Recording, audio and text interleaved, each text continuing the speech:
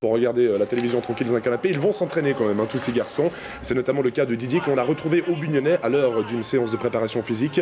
Vous allez voir, ça déménage. Mais avant de découvrir Didier dans sa salle de préparation avec tous les instruments, on va le retrouver aux sources, chez lui, dans son jardin. C'est au Bugnonnais, là où tout a commencé. Séquence nostalgie donc avec le skieur neuchâtelois. C'est parti. Voilà, il vous faudra un petit peu meubler, mon cher ami, parce que vous avez été trop rapide. 7 secondes, les fameuses 7 secondes. Voilà, vous êtes prêts? On y va, on y va, c'est parti, allons-y.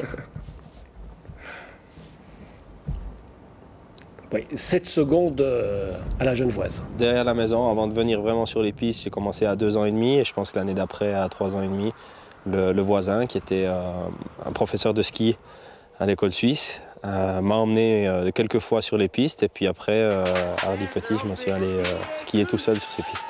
On a envie de ressembler aux plus grands, et c'est vrai que derrière la télévision, au Bugnonnais, c'était bien chaud.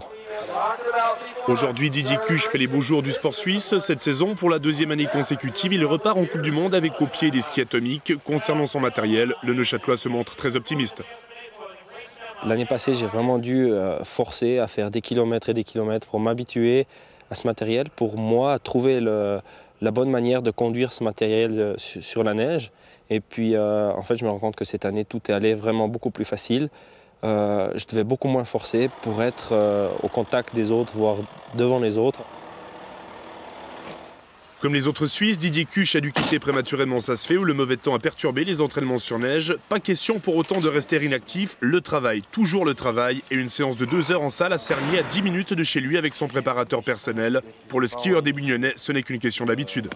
Entre 400 et 500 heures d'entraînement sur 5-6 mois pour préparer, en fait, si on totalise toutes les courses pendant l'hiver, ça donne à peu près une 40aine de minutes de course. Ça fait beaucoup d'heures d'entraînement, donc c'est pour ça qu'il ne faut peut-être pas tout envoyer aux fraises quand il y a une course qui ne marche pas, et puis tout de suite se concentrer sur la prochaine, et puis se réjouir quand il y a des bons résultats. Beaucoup de travail d'équilibre durant ces séances, c'est un point essentiel. Je pense que c'est la dernière brique qu'il faut poser pour que le mur tienne. Et c'est très important d'avoir un maximum d'équilibre, mais pas seulement au niveau des jambes, mais au niveau du tronc, au niveau du haut du corps.